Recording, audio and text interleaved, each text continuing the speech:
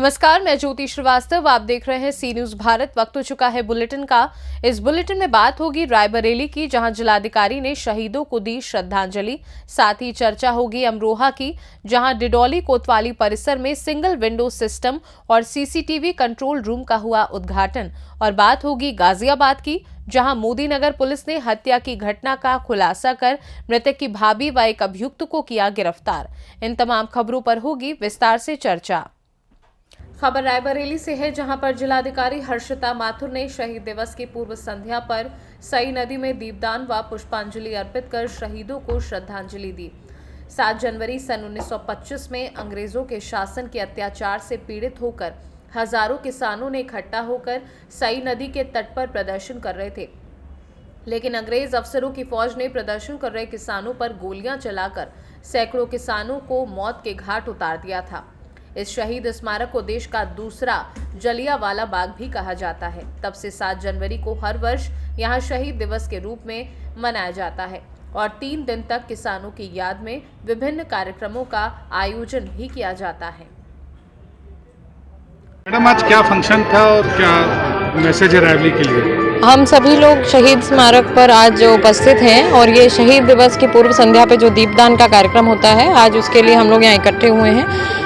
मुख्य रूप से इस कार्यक्रम का उद्देश्य है कि हम हमारे जो अमर शहीद हैं उनको याद करें और उनको श्रद्धांजलि अर्पित करें। आने वाली पीढ़ियाँ भी इस घटना के महत्व को समझें, इसी उद्देश्य से इसको रखा गया है। और हमारे समस्त जो स्वतंत्रता संग्राम सेनानी हैं, उनके उत्तराधिकारी हैं, उन सभी के साथ एक प्रशासन का संवाद भी हुआ, जिससे कि इसके विकास के संबंध में इसकी दिशा भी तय की जा सके। रायबरेली से सी न्यूज संवाददाता मृदुलेश त्रिपाठी की रिपोर्ट।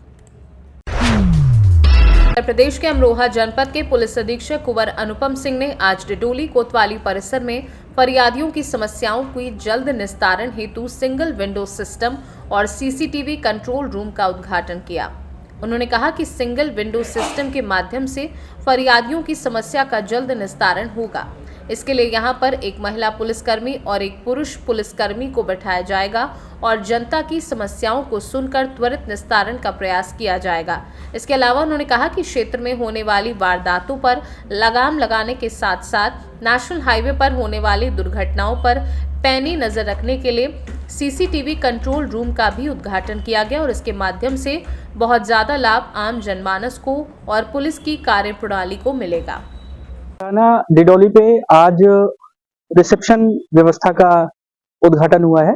इस व्यवस्था का उद्देश्य यह है कि थाने पर आने वाला कोई भी जरूरतमंद फरियादी कहीं पर भटकने ना पाए और ये सिंगल विंडो सिस्टम के आधार पर काम करेगा। यहाँ पर 24 घंटे एक महिला कांस्टेबल बैठकर आने वाले फरियादियों की समस्या सुनेगी भी, उनको अटेंड भी कराएगी और 24 घंटे के अंदर संबंधित फरियादी से फोन करके फीडबैक भी लिया जाएगा कि उनकी समस्या हल हो गई या नहीं हो गई है।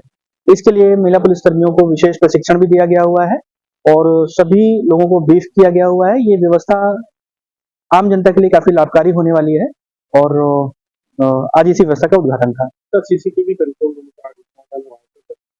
तरह से जो है शासन और पुलिस हेडक्वार्टर के निर्देशों के क्रम में पूरे जनपद में सभी महत्वपूर्ण स्थलों पर, तिराहों चौराहों पर सीसीटीवी कैमरे लगाए गए हैं। आज थाना डिडौली क्षेत्र के जो सीसीटीवी कैमरे हैं, इनका फीड थाने में लेकर सीसीटीवी कंट्रोल रूम का उद्घाटन किया गया है। इसका उद्देश्य है कि थाने पर बैठे बैठे 24 घंटे ये मॉनिटरिंग हो सके कि क्षेत्र में कहां पर क्या चल रहा है और अगर कोई समस्या दिखती है तो उसको तुरंत अटेंड किया जा सके। अमरोहा से सी न्यूज संवाददाता गौरव श्रीमाली की रिपोर्ट। जनपद गाजियाबाद थाना मोदी नगर पुलिस टीम द्वारा सनसनीखेज हत्या की घटना का खुलासा कर महिला अभियुक्ता, मृतका की भाभी व एक अभियुक्त को गिरफ्तार व घटना में प्रयुक्त 2 सर्जिकल ब्लेड, आला कत्ल व अभियुक्ता का खून से सना एक शॉल बरामद किया है। वहीं आपको बता दें कि इस घटना को प्रेम के चलते अंजाम दिया गया था। किसान से कुछ पैसों की डिमांड करने लगा तथा उसे पैसा न देने पर उसे तथा उसकी